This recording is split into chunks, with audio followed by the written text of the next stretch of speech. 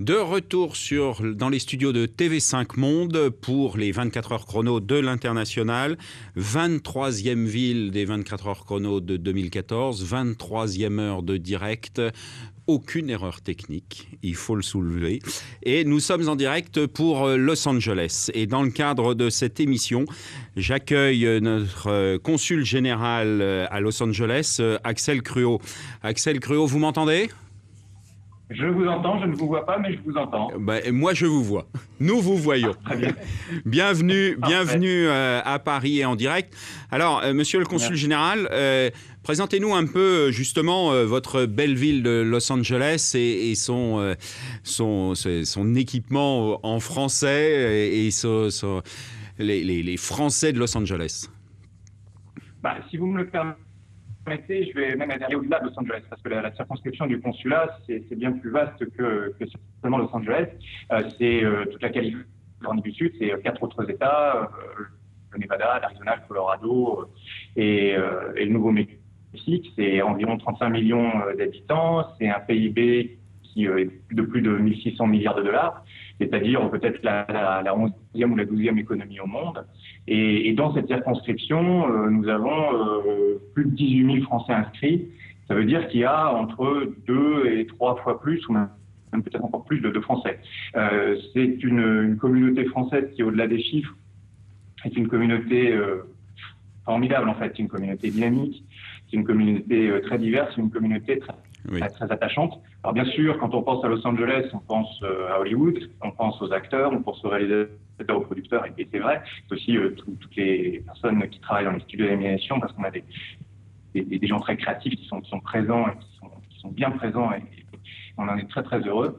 Mais la communauté française, c'était bien plus que ça. D'abord, il faut savoir que les premiers Français qui sont arrivés à Los Angeles sont arrivés ici au début du 19e siècle. Le premier Français que l'on a dans les archives, il est arrivé ici en 1827. Il y a toujours une présence française à Los Angeles, dans toute la Californie. Il y avait un maire français à Los Angeles au 19e siècle. Il y a toujours eu une vraie présence, y compris il y a eu un quartier français. Aujourd'hui, les Français, c'est autant des scientifiques, comme un prix Nobel de médecine, Roger Guillemin, c'est des étudiants, c'est des chercheurs, c'est des artistes, c'est des entrepreneurs dans des domaines aussi divers que l'agroalimentaire, que les biotechnologies, encore une fois, les technologies de pointe comme les cartes à puce. C'est une communauté familiale, c'est une communauté structurée autour de lycées, comme le lycée français, le lycée international de Los Angeles, les écoles dans tous ces États, aspects de la communauté et de sa dynamique. Monsieur le consul général, je m'excuse, mais on ne vous entend pas très très bien. Mais je pense que l'essentiel a été évoqué. Et puis, on peut faire confiance à nos correspondants sur place qui vous connaissent parfaitement et qui connaissent bien évidemment parfaitement la communauté française à Los Angeles. Je suis désolé, franchement, la ligne n'est pas excellente. Alors, j'accueille sur ce plateau... alors, je vais commencer par Jean-Luc Cronel, parce qu'on est chez lui. Donc, j'aurais quand même du mal à ne pas démarrer par le représentant de TV5 Monde sur ce plateau. Donc, Jean-Luc, vous êtes représentant de TV5 Monde pour, alors, entre autres fonctions aussi pour TV5 Monde USA. Oui, tout à fait. Je suis CEO de TV5 USA. J'ai le malheur d'être basé à Paris. Je préférerais être à Los Angeles. Mais comme j'ai aussi la responsabilité de la distribution dans le reste du monde, il faut bien qu'à partir de Paris, je puisse rayonner. Pour autant, je suis régulièrement aux États-Unis, mais, et monsieur le consul général le sait, et d'autres Français de Los Angeles le savent, nous avons un directeur sur place, Patrice Courtaban, qui représente TV5 dans le cadre de notre représentation. Pour TV5, c'est une grosse entité, je suppose. Oui, TV5 Monde USA est une filiale, à 100% bien sûr de TV5 Monde Paris, mais c'est une filiale, évidemment légalement basée au Delaware, vous savez pourquoi, c'est normal, aux États-Unis, mais dont le bureau de représentation et opérationnel est à Los Angeles avec 5 personnes, un directeur donc expatrié avec ses contrats un peu particuliers qu'on fait maintenant d'expatriation, qu'on va reprendre dans quelques instants, et 4 personnels locaux américains d'origine d'ailleurs culturelle diverse, et c'est aussi une volonté de notre part, au regard de ce qu'on représente. Le consul, apparemment, la ligne serait améliorée. Donc, monsieur le consul général, apparemment, nous vous entendons mieux. Je vous redonne la parole. Alors, est-ce que vous m'entendez mieux, vraiment? Ça va. Voilà. Parfait. Franchement, c'est beaucoup mieux. Bon. Oui, non, je voulais dire que c'était une communauté très structurée. Et je crois que vous avez Sylvestre Bonneau sur le plateau. Tout à fait. Donc nous avons grâce au conseiller du commerce extérieur, une vraie présence. Nous sommes aussi très heureux. Et je tenais vraiment à le dire aussi pour que ça se sache. Nous venons de lancer hier au soir une nouvelle chambre de commerce franco-américaine à Los Angeles. C'est un pas magnifique que nous avons franchi. Je sais que Ralph Levy, le nouveau président de la chambre, sera tout à l'heure avec nous, oui. Et vraiment, je suis très heureux. C'est aussi pour ça que je tenais à reprendre la parole pour le dire. C'est une avancée formidable et nous allons faire beaucoup plus dans la circonscription grâce à eux. Et puis, si vous me le permettez, je ferai aussi un mot pour le consulat et dire que le consulat est bien sûr au service des Français. Le consulat, c'est plus de 3500 titres de transport, de voyage et des titres d'identité par an. C'est plus de 3600 visas. C'est une trentaine de personnes qui sont au service des Français, au service de l'administration des Français, au service de la sécurité, au service des artistes, des entrepreneurs, des scientifiques. Et qu'il ne faut pas hésiter, je lance cet appel à tous ceux qui nous écoutent et qui nous regardent, à se tourner vers nous, parce qu'assez souvent, on voit le consulat comme quelque chose d'assez rébarbatif, nous essayons d'être vraiment au service de la communauté française, et c'est pour ça que je me permets de lancer ce message et d'avoir assisté. Je vous remercie beaucoup. Je vous remercie, monsieur le consul général, et si j'ai bien compris, on vous doit aussi justement cette relance en partie, vous avez contribué à la relance de la Chambre de commerce franco-américaine. Alors, comme vous le soulignez, même le consul général fait mon travail maintenant, vous vous rendez compte. Comme vous l'avez souligné, nous avons sur ce plateau Sylvestre Bonneau. Bonsoir. Bonsoir. Alors, Sylvestre, vous êtes à Los Angeles. Et depuis 25 ans. Donc, ça fait quand même pas mal d'années. J'ai vu évoluer la vie à Los Angeles. Je suis arrivé, il n'y avait pas de restaurant, on ne buvait pas de vin, il n'y avait pas d'expresso. Pas de restaurant du tout, non? Si, il y avait des restaurants, mais disons, ce n'était pas des restaurants un peu... Bon, alors, on arrive maintenant à des restaurants extraordinaires. Il y a même une création de cuisine californienne. Je pense que l'évolution de l'Amérique dans les disons, 25 ans, a changé complètement. Surtout que si on pense bien que toute la côte ouest des États-Unis a permis un développement mondial dans tout ce qui est ordinateur, dans tout ce qui est... Donc c'est extraordinaire. Très bien, je reviens vers vous dans quelques instants. Et pour l'instant, on va aller voir David Allard, directeur intégration et transition. Quel est le coût de la vie à Los Angeles, David ? Alors le coût de la vie de Los Angeles est d'environ 33% au-dessus de la moyenne nationale. Le quartier dans lequel vous déciderez de vivre influera beaucoup sur votre budget. Plus le quartier sera huppé, plus votre budget logement sera important. Les produits vont vraiment avoir un prix très différent en fonction du quartier où vous allez résider. Effectivement, il y a des quartiers relativement pauvres à Los Angeles et des quartiers très riches. Donc la moindre sortie, que ce soit un restaurant, les prix vont vraiment passer du simple au quadruple en fonction du quartier où vous allez résider, où vous allez sortir. De façon générale, le coût de la vie à Los Angeles est assez comparable entre donc la Californie et la France.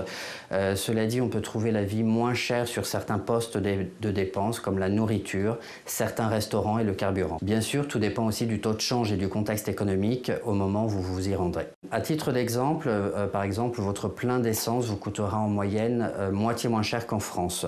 Le litre avoisine les 0,72 centimes d'euros, alors qu'en France, on sait que c'est plutôt 1,40 €. De retour sur le plateau, donc oui, Sylvestre, une réaction justement à ces coûts de vie sur Los Angeles, vous qui avez grandi avec. C'est exact. Il y a des différences énormes de train de vie. Vous avez la Beverly Hills et maintenant Santa Monica Santa Monica dépasse Beverly Hills au point de vue coût et au point de vue immobilier, et donc le coût de la vie est nettement plus élevé à l'ouest qu'à l'est. Il y a beaucoup de... Si vous voulez, ce qui est formidable, évidemment, c'est le climat. C'est l'éternel printemps. Donc, il y a toujours plus de monde qui arrive sur Los Angeles.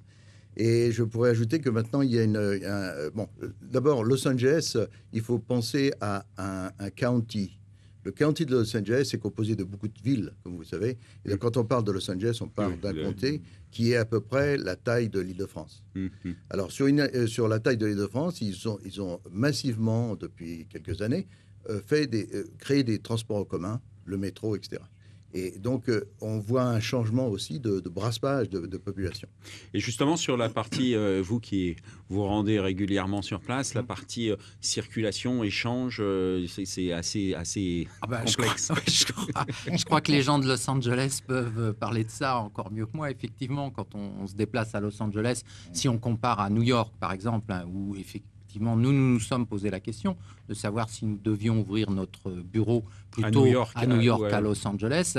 Je ne sais pas si je m'inscris en faux, mais pour nous, et les dernières études le montrent encore, l'implantation à Los Angeles, d'un point de vue économique, est beaucoup plus intéressante qu'une implantation à New York, à Manhattan. Aussi bien en coût de main-d'œuvre. Les coûts de main-d'œuvre seraient de 40 à 50% supérieurs à Manhattan qu'à Los Angeles, qu'en coût de location de bureaux, voire de logement pour notre personnel. La globalité du financement est quand même fou. Oui, donc la localisation à Los Angeles répond pour nous à la fois à une problématique économique, dans le sens qu'elle est plus favorable pour nous que si c'était New York, Manhattan, et aussi évidemment à l'environnement audiovisuel que représente Los Angeles, bien entendu. On reviendra sur ce point juste après l'intervention de Lucius Smedja. Donc Lucius, un grand habitué des 24 heures chrono de l'international. Lucius, quel est le taux, justement, on parlait de financement, quel est le taux de fiscalité en Californie, fiscalité individuelle en Californie? La fiscalité individuelle en Californie est le 4e plus haut des États-Unis.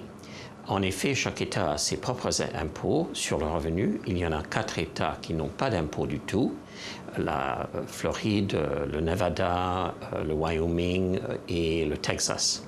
Mais la Californie a un impôt individuel variant de 1% à 12,3%, plus encore quelques pourcents pour les revenus qui excèdent $1 million. Donc, en ajoutant les 2 niveaux d'imposition, le niveau fédéral, qui est le plus important des impôts, plus le niveau de l'État, vous arrivez facilement à un impôt variant de 11% sur les revenus les plus faibles, aux alentours de 15-20 000 $, jusqu'à l'impôt de 51%, 51-52% sur les revenus excédant $1 million. Revenons donc justement sur cette implantation. Vous, en tant que conseiller du commerce extérieur, comment vous voyez les choses? Bien sûr, je pense qu'il faut... C'est exactement ce que la description est très bien faite. Je pense qu'il faudrait rajouter qu'il y a beaucoup de déductions fiscales. La fiscalité aux États-Unis est faite pour relancer un investissement. Et donc, si on dépense, on ne paye moins d'impôts. Et donc, on peut investir plus facilement. Donc oui, on a un équilibre des choses qui se font. Pour revenir sur le propos de l'implantation à Los Angeles, alors vous, mon cher Sylvestre, vous avez eu une devis, si j'ose dire. Vous avez eu un premier lancement dans une première entreprise où vous êtes installé sur l'ensemble des États-Unis, et puis vous avez cédé, et aujourd'hui vous êtes sur l'accompagnement des chefs d'entreprise pour l'installation aux États-Unis, basé à Los Angeles. Alors comment vous voyez les choses? De toute façon, on peut s'installer n'importe où aux États-Unis. L'importance d'un État plutôt qu'un autre, c'est surtout en ce qui concerne le marché. On se rapproche de là où on peut vendre. C'est plus facile. Si on peut se mettre évidemment pas dans le Nevada, mais dans le Nord Dakota, et là évidemment il fera froid et il y aura moins de... c'est moins drôle que Los Angeles pour le climat. Par contre, je peux vous dire que la richesse, d'abord, la Californie, c'est ce qu'on appelle le Golden State, donc c'est l'État le plus riche des États-Unis.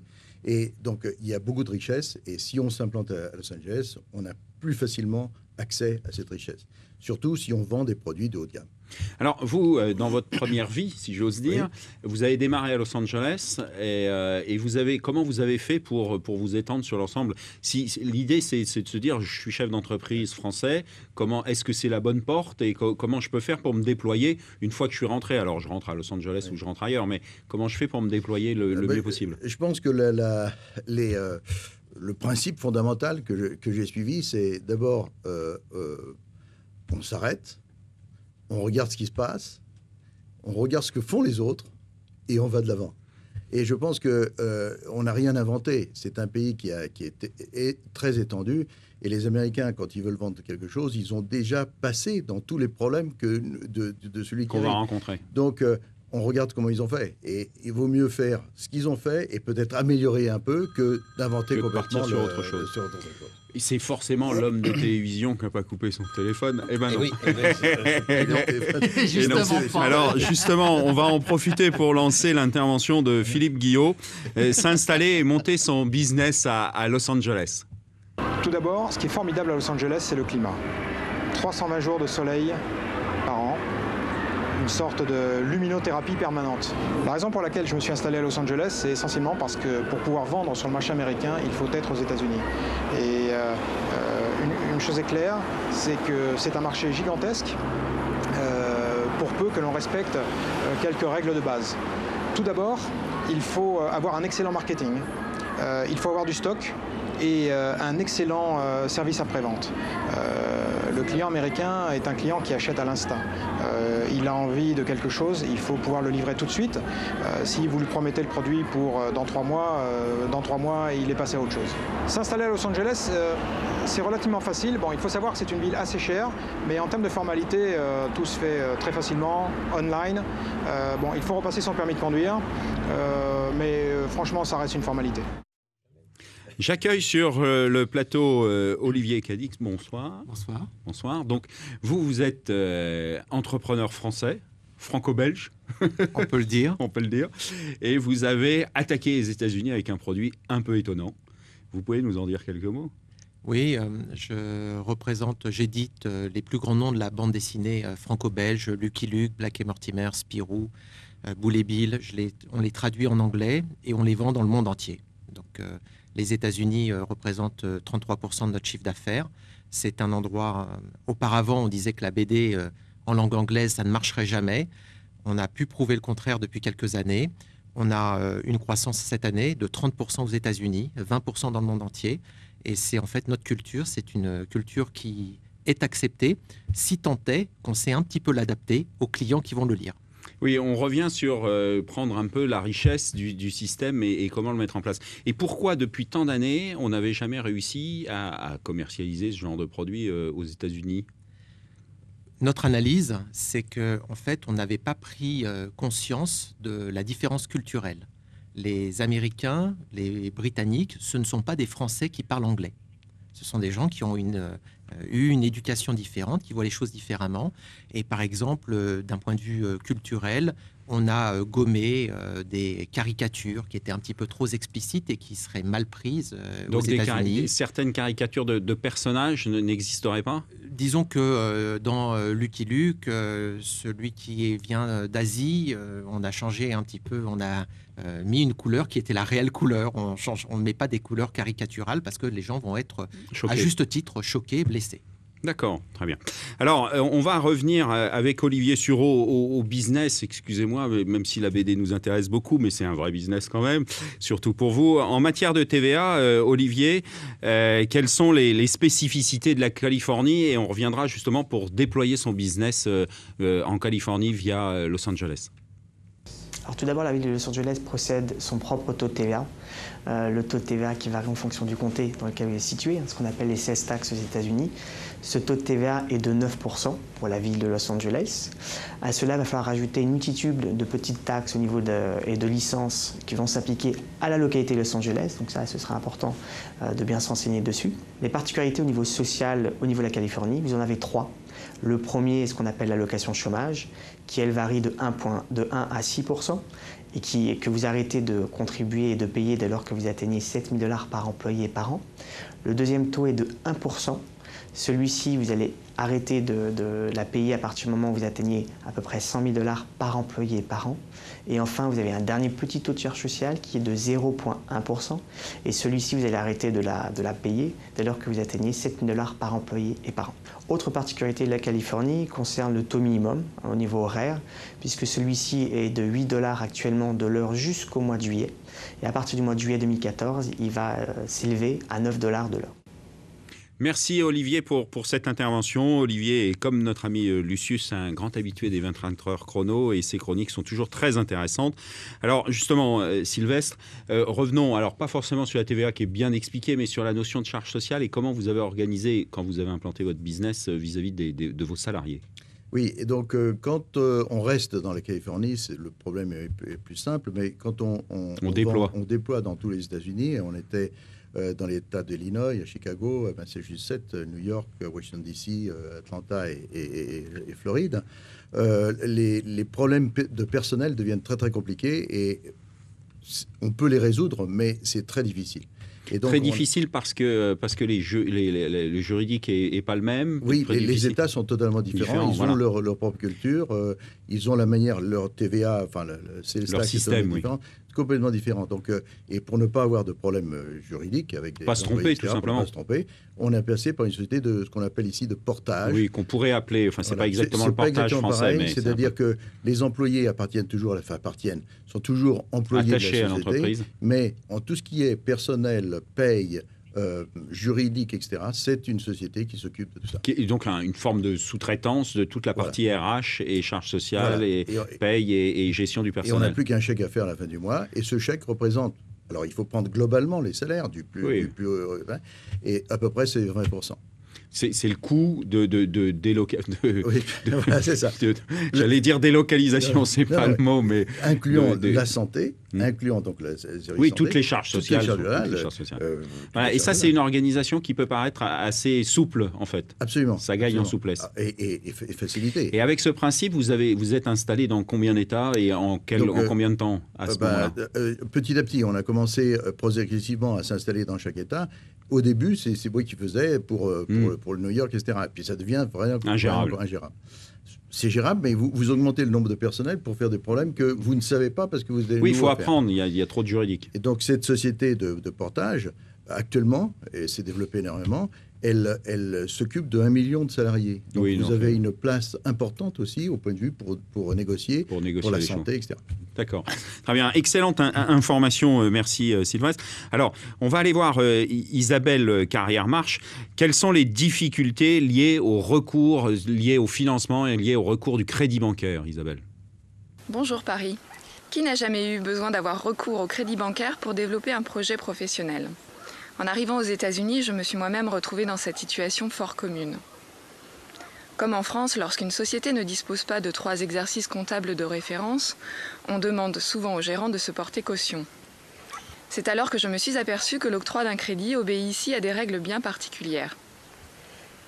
Pour obtenir un crédit, et qui plus est à des conditions intéressantes, il s'agit d'avoir un bon credit score. Le credit score est une note qui est attribuée à chaque résident muni d'un numéro de sécurité sociale. Plus le credit score, la note, est élevée, et plus la demande aura de chances d'aboutir.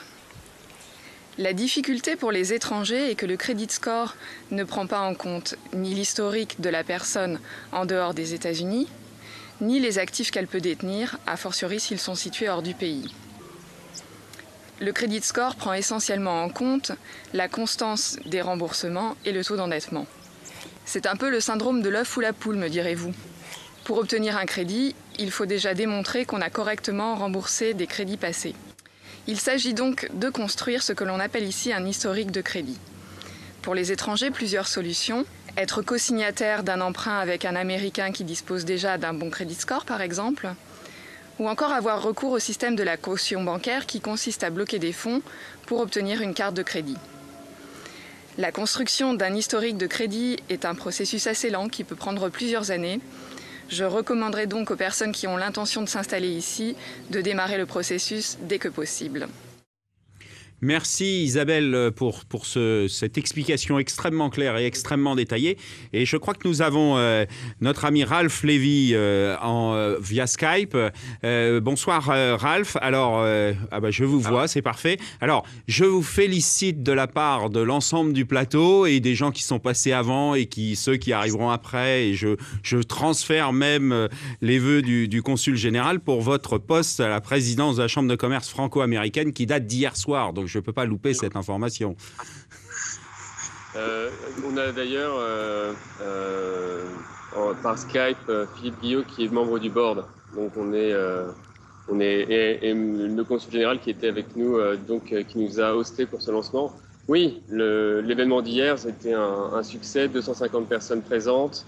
Donc le consul général, un message de l'ambassadeur et des élus locaux qui ont donné une grande importance à cette chambre pour justement booster le business dans la région des laits et entre les États-Unis et la France. Notre première... oui. Alors justement, dans ce cadre, comment vous voyez les choses? Quels sont les conseils en tant que président de la Chambre de commerce franco-américaine vous donneriez à un chef d'entreprise français qui imagine s'implanter aux États-Unis et plus particulièrement en Californie? Je pense que la première des choses à faire avant de franchir le pas, c'est de venir passer quelques semaines en vacances en Californie, d'observer, de rencontrer des gens, potentiellement au sein de la Chambre de commerce, et de voir des professionnels qui sont là, qui peuvent aider du point de vue français. L'ambition de la Chambre, en fait, c'est d'être un one-stop shop pour tout entrepreneur qui débarque à Los Angeles et qui n'a pas vraiment de repères. Donc, dans ce contexte-là, je pense que le meilleur conseil à donner, c'est le consulat et évidemment le premier relais pour comprendre un peu la vie civique. La Chambre de commerce, ça va être le relais pour pouvoir comprendre les enjeux de l'installation. Les enjeux business. Exactement, et comprendre un peu la géographie de la ville, les contraintes, la complexité dont vous venez de parler tout à l'heure. Parce que c'est très difficile de débarquer ici et de vouloir s'installer sans aucun conseil. Ok, merci Ralph. Vous intervenez quand vous voulez, vous me rappelez à l'ordre si par hasard je viendrai à vous oublier dans les méandres de mes pensées. Alors justement, on va aller voir Delphine Martin sur les procédures et délais d'obtention du visa, du fameux visa US. Le visa communément appelé H1B. Là, ce sont des visas qui sont valables 3 ans et qui peuvent être renouvelés jusqu'à 6 ans. Le délai d'obtention du visa H1B, comme je l'expliquais auparavant, est assez long puisque vous devez obtenir sous plusieurs étapes une autorisation de travail, puis une autorisation d'employer un travailleur étranger avant de déposer votre demande de visa auprès du consulat. Il faut anticiper au moins 3 à 4 mois avant le dépôt de la demande en avril pour un début d'activité en octobre. Donc il faut vraiment anticiper la procédure. Alors pour les transferts entre sociétés de filiale à filiale, il existe le visa L1 qui permet le transfert intra-entreprise. Afin de pouvoir bénéficier du visa L1, le cadre ou le travailleur spécialisé qui fera la demande de visa L1 doit justifier d'1 an d'ancienneté sur les 3 dernières années. La demande sera déposée donc aux États-Unis et sponsorisée par la filiale qui va recevoir la personne et démontrer de l'expérience et des compétences de l'individu qu'on souhaite envoyer aux États-Unis sous ce statut. Pour ce qui est de la durée de ce visa, lorsque la société vient d'être créée, il est délivré pour une durée d'1 an, puis renouvelé par période de 2 ans, jusqu'à 7 ans pour les cadres dirigeants, donc exerçant des fonctions managériales importantes et gérant du personnel, et jusqu'à 5 ans pour les travailleurs spécialisés, justifiant d'un savoir-faire unique ou de compétences très spécifiques au groupe qui en fait la demande. De retour sur le plateau, alors je posais la question justement à Sylvestre. Quel statut vous avez? Donc maintenant vous êtes américain, mais vous avez vécu tout ça? Oui, alors j'ai commencé exactement comme Delphine a précisé. Donc j'avais un visa pas d'investisseur, de détaché d'une entreprise française qui m'a permis de rester 4 ou 5 ans. J'ai demandé une carte verte qui m'a été octroyée parce qu'il faut montrer tout. Mais en passant par un cabinet spécialisé. Sinon, c'est très difficile. Oui. Et justement, sur tout cet aspect juridique et tout cet aspect de suivi, l'un comme l'autre, on en parlait tout à l'heure, mais il faut tout de suite nous adjoindre un lawyer. Je pense que quand on crée une société ou quand on développe une société, il faut avoir un avocat, un CPA qui est un expert comptable, et travailler avec eux d'une manière permanente, ne pas le changer tous les ans, de manière qu'ils suivent. Il y a une confiance, il y a une logique, il y a une compréhension des personnes, des choses. Le coût des avocats qui paraît énorme, quand on reste avec un avocat, ça devient normal. C'est pas la minute. On peut rester 2 minutes sans qu'il compte. Olivier, je vous vois, vous êtes en phase avec cette Oui, démarche. absolument. C'est ce que j'ai vécu quand j'ai eu à faire une société aux États-Unis. Il faut faire appel à un professionnel sur place parce que on ne peut pas réinventer la roue ou apprendre une nouvelle juridiction. Et donc, voilà. On a le président de la Chambre de commerce qui veut prendre la parole. Ralph, on vous écoute. Oui, en fait, tout ce qui vient d'être dit est tout à fait vrai. En ce qui me concerne, en fait, je suis arrivé avec un visa un peu plus traditionnel, c'était un visa H1B, en fait, et mon entreprise a sponsorisé la Green Card. Et je dirais que le processus en lui-même, même s'il est relativement court, c'est un processus tellement minutieux que ne pas se faire aider, je pense que ça ne doit pas être possible. À moins d'être lawyer soi-même, c'est très difficile de pouvoir sponsoriser et s'occuper de son propre dossier. Merci de cette intervention. Alors, on va aller voir Gérard Michon, un ami de notre ami Sylvestre. Quels sont les secteurs porteurs pour les Français? Y aurait-il des niches à exploiter à Los Angeles? Il y a les choses classiques, si vous voulez, qui est de vendre la France. C'est-à-dire que là, vous avez les gens qui exportent la nourriture, le vin, etc. Plus le foie gras, parce que vous savez qu'il est illégal en Californie maintenant. Il est illégal à la vente. Il n'est pas illégal à la consommation, il est illégal à la vente. Donc ça élimine tout un pan du marché, restreint peut-être, mais quand même important. Et puis, pour le reste, il se trouve que, curieusement, les Français qui ont une bonne et qui continuent à avoir une bonne réputation dans le domaine de la technologie, vous trouvez assez souvent des compagnies technologiques auxquelles quand vous appelez, on vous répond avec un accent français. Donc les Français sont bien implantés dans ce genre de domaine. Et puis les domaines qu'on voit comme plus classiquement français, la restauration, l'exportation de nourriture, etc. Est-ce que c'est ça qui est porteur? Est-ce que c'est ça qui doit motiver quelqu'un à l'expatriation? J'en suis pas sûr, parce que justement, c'est trop connu d'une certaine façon, et puis que les gens qui ont véritablement un succès sont les gens qui sont créateurs dans leurs nouveaux produits. Et ça, donner des conseils en création de nouveaux produits, je ne sais pas faire, ça dépend au contraire. Le succès vient de l'idée originale, le succès vient d'une bonne idée, d'un bon plan d'affaires.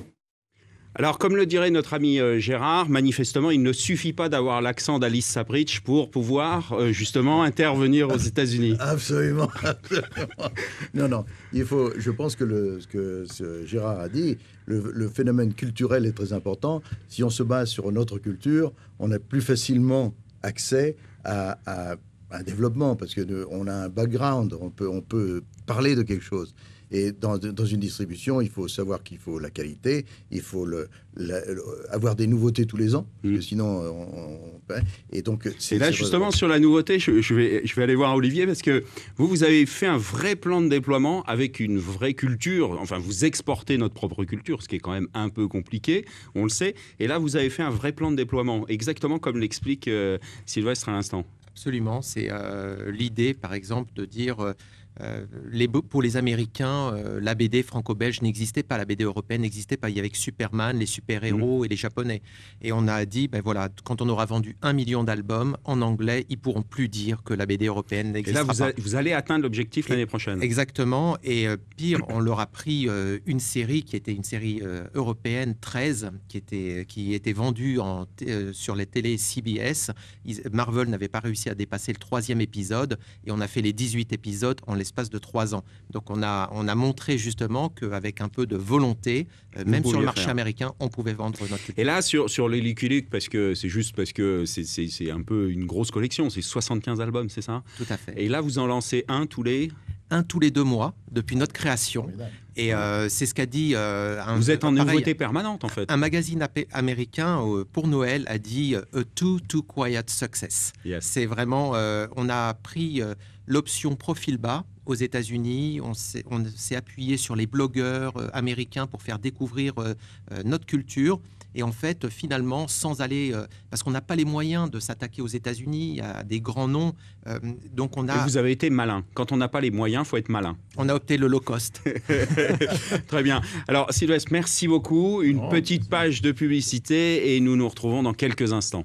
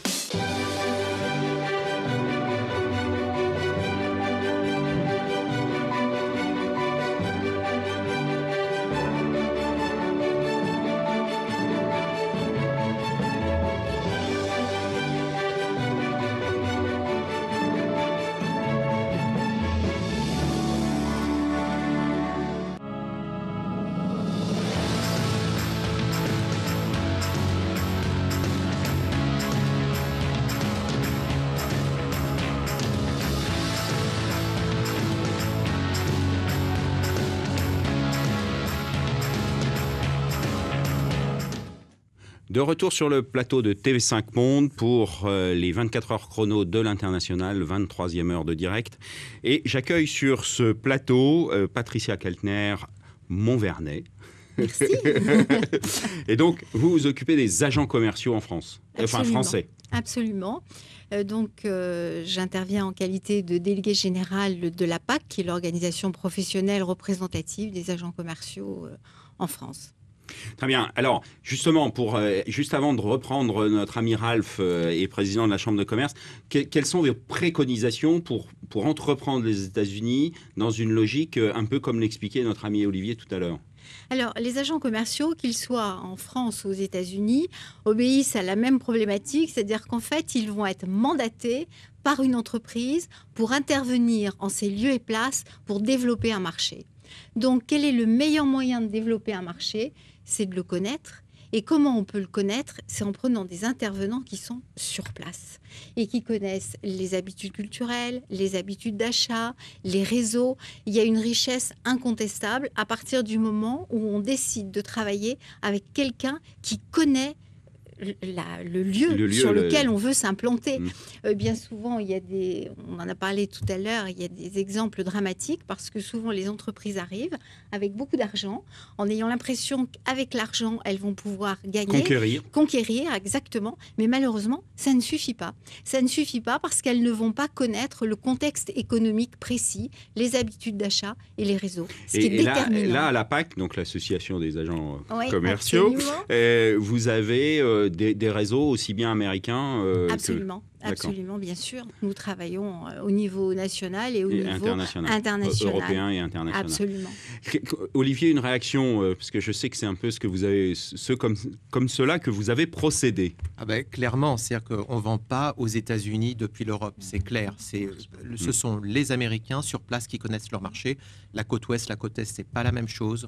Et donc, pour nous, par exemple, dans le livre, il y a des réseaux, le réseau des bibliothécaires, le réseau des libraires, des grandes librairies, c'est pas le même que les librairies spécialisées dans la bande dessinée. Donc, c'est pas les mêmes distributeurs. Et puis, donc, du coup, c'est pas les mêmes agents commerciaux, c'est pas les mêmes systèmes de commercialisation. Amazon, vous avez besoin de contacts spécifiques pour ce libraire en ligne. Oui, donc on est bien sur une logique, ce qui paraît naturel comme ça, mais malheureusement qu'on n'applique pas toujours, c'est on prend des gens locaux pour justement mieux connaître le terrain, mieux appliquer. Et là, à la PAC, on a les correspondants nécessaires. Vous êtes à même de nous conseiller dans cette démarche. Totalement, parce qu'une implantation aux États-Unis, souvent ce que l'on oublie, c'est que c'est une implantation dans 50 États. 50 États, ça veut dire on des, se fait pas les 50 des législations différentes. Voilà. Enfin, c'est impossible. Oui. On ne peut pas connaître tout ça. Quand on pense qu'en Europe, il y a 28 pays, et comme déjà c'est compliqué, alors vous imaginez aux États-Unis, avec 50 États plus un district, c'est impossible. 50 États et de nombreuses cultures aussi. Absolument. Voilà. Absolument. Très bien. Alors, pour conclure, on va retourner voir notre président de chambre de commerce, Ralph. Vous vouliez intervenir et ça sera un peu notre mot de conclusion. Oui, je pense qu'entreprendre aux États-Unis, c'est une aventure. Il faut, pour pouvoir le faire correctement, s'informer. La chose la plus importante, à mon sens, quand on s'installe, c'est, comme on l'a dit auparavant, de prendre connaissance du marché. Et à Los Angeles, le fait qu'on ait recréé cette chambre et qu'on l'ait relancée, c'est, je pense, un point idéal pour commencer, ne serait-ce que ces recherches pour savoir si on veut s'installer, parce que ça regroupe un nombre de professionnels de secteurs d'activité tellement complémentaires, tellement variés, que la personne qui arrive, et j'ai déjà eu plusieurs appels d'entrepreneurs français qui voulaient s'installer, qu'ils peuvent trouver les premières choses dont ils vont avoir besoin, leur kit de survie pour pouvoir s'installer. Et je suis ravi de le faire. Merci beaucoup Ralph, et je pense que vous serez un excellent président de chambre de commerce. En tout cas, pour l'instant, vous la vendez parfaitement bien. Alors Patricia, merci Ralph de votre intervention. Je remercie le consul général Axel Cruau. Merci Patricia d'être intervenue sur ce plateau. Merci à vous. Merci Olivier, et puis longue route à l'ensemble de la BD franco-belge. I'm not a l'ensemble. Et puis pour notre part, retrouvons-nous dans quelques minutes sur la 24e heure de ces 24 heures chrono de l'international, 8e année, et on la clôturera avec Paris.